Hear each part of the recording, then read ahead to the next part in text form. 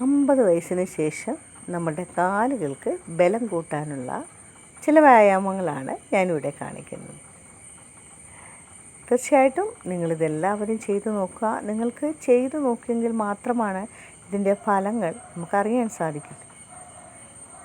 ഇപ്പോൾ നമ്മൾ സ്റ്റെപ്പ് കയറുമ്പോഴും അല്ലെങ്കിൽ കുറച്ചധികം നടക്കുമ്പോഴൊക്കെ നമുക്ക് വളരെയധികം ബുദ്ധിമുട്ടുണ്ടാകും.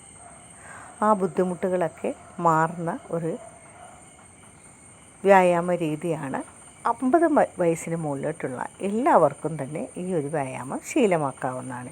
ഇനിയിപ്പം താഴേക്കുള്ളവർക്കും എന്തെങ്കിലുമൊക്കെ ബോഡി പ്രശ്നമുണ്ടെങ്കിൽ നിങ്ങൾക്കും ഈ വ്യായാമം ശീലമാക്കാം.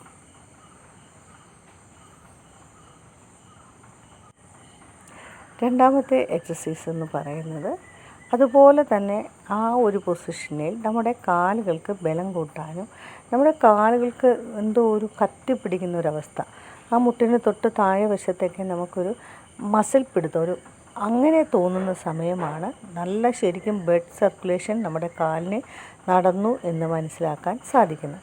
ആ സമയത്ത് ഈ ഒരു വ്യായാമം നിർത്താവുന്നതാണ്. ഇനിയിപ്പോൾ മുട്ടുവേദന ഉള്ളവരൊക്കെ ആണെങ്കിൽ ഒരുപാട് മുട്ട് വളയ്ക്കാതെ തന്നെ ഈ പൊസിഷനിൽ നമുക്ക് ചെയ്യാവുന്നതാണ്. കുറച്ച് താഴേക്ക് അമരുമ്പോഴാണ് നമുക്ക് കാലിന് മുട്ടുകൾക്ക് പ്രയാസമുണ്ടാകുന്നത്. എന്നാൽ സന്ധികളുടെ ബലം കൂട്ടാനും നമ്മുടെ ശരീരത്തിലെ അവയവങ്ങൾക്ക് ശക്തി കൂട്ടാനും സഹായിക്കുന്ന വ്യായാമമുറ.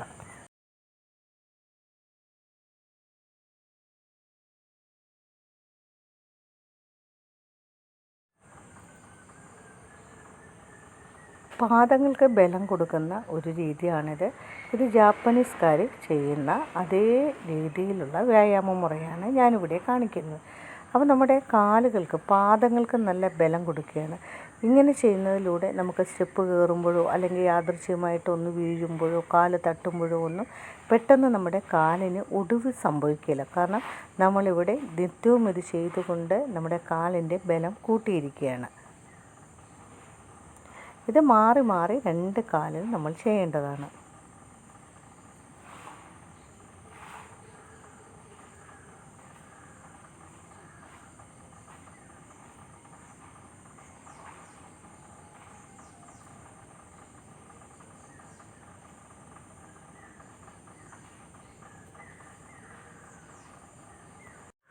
ഈ രീതിയിൽ നിങ്ങൾക്ക് ചെയ്യാവുന്ന അത്ര ഐറ്റം നിങ്ങൾക്ക് ചെയ്യാവുന്നതാണ്.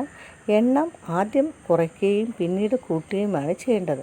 നമ്മളുടെ ബോഡിയുടെ ഇപ്പോഴത്തെ അവസ്ഥ എന്താണോ അതനുസരിച്ചാണ് നിങ്ങൾ മുന്നോട്ട് പോകേണ്ടത്. അപ്പോൾ തുടക്കക്കാരെ വളരെ പതുക്കെ ചെയ്തു തുടങ്ങി പിന്നീട് എണ്ണം. കാലിൻ്റെ അസ്ഥികൾക്ക് ബലം കൂട്ടുന്ന മറ്റൊരു വ്യായാമ രീതിയാണിത്. ഇത് ചെയ്യുമ്പോൾ നിങ്ങൾ അധികം മുട്ട് വളയ്ക്കാതെ, മുട്ടുവേദനയുള്ളവർ നിങ്ങളുടെ മുട്ടിന് ബലം കൂട്ടണം. എങ്കിൽ മാത്രമാണ് മുട്ടുവേദന മാറുന്നത്. എന്നാൽ ശരിക്കും വളയ്ക്കുമ്പോൾ നമുക്ക് മുട്ടുവേദന കൂടി വരും.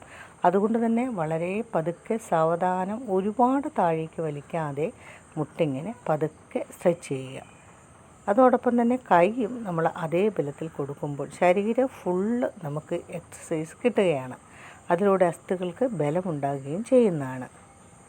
ഇത് നിങ്ങൾക്ക് എത്ര പ്രാവശ്യമാണോ ചെയ്യാൻ സാധിക്കുന്ന അത്രയും പ്രാവശ്യം ചെയ്യാവുന്നതാണ്. നിങ്ങളുടെ ആരോഗ്യസ്ഥിതി എങ്ങനെയാണോ ആ രീതിയിലാണ് ഓരോ വ്യായാമവും ചെയ്യേണ്ടത്. 1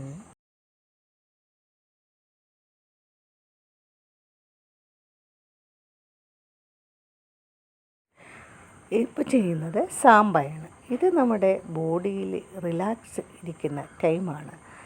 ഓരോ പാദം നമ്മൾ മുന്നോട്ട് വയ്ക്കുമ്പോഴും നമ്മുടെ ശരീരത്തിൻ്റെ മനസ്സും ഒരേപോലെ ഒരു ഏകാഗ്രതയിൽ ഇരിക്കുന്നതാണ്.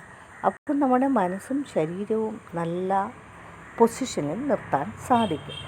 ഈ സാംബ കൊണ്ട് നമ്മുടെ പാദങ്ങൾക്ക് ബലം കൂട്ടാൻ സാധിക്കുന്നതാണ്. അടുത്തതായി ചെയ്യുന്ന ഹീൽ വ്യായാമമാണ്.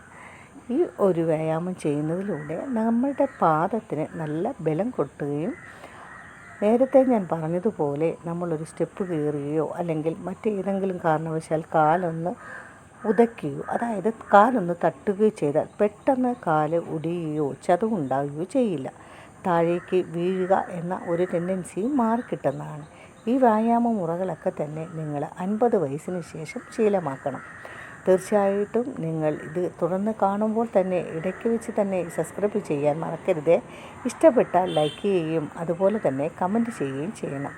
നിങ്ങളുടെ വിലയേറിയ അഭിപ്രായങ്ങളായിട്ട് ഞാൻ കാത്തിരിക്കുകയാണ്.